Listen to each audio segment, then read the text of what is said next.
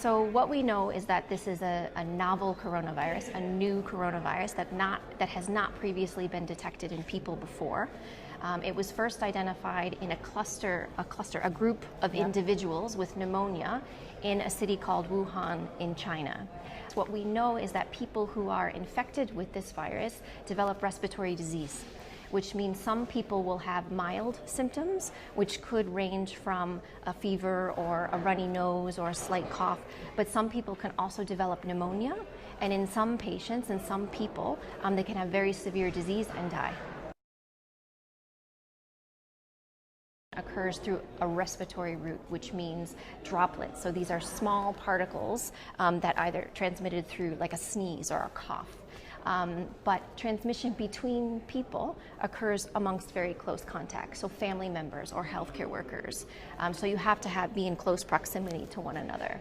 We also know that this is a coronavirus, and the original source of this outbreak is likely an animal source.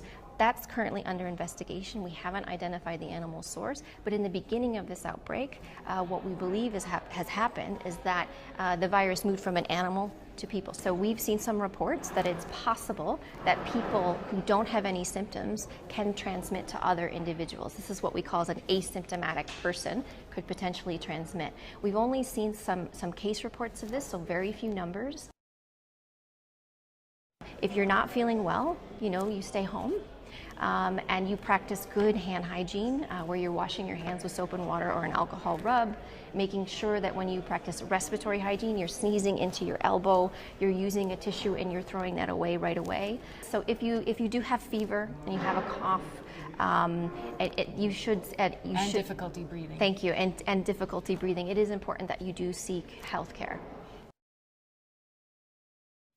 So because this is a new disease, it's a new virus, we don't have specific treatments for that virus. But because this virus causes respiratory disease, those symptoms are treated. We've heard a lot about antibiotics, and this is a virus, so antibiotics won't work against a virus. No. So, but I should say that there are treatments that are in development. And this is really important because for the past many years, many treatments are being looked at to treat other coronaviruses like MERS coronavirus. And hopefully those treatments can be useful for the novel coronavirus.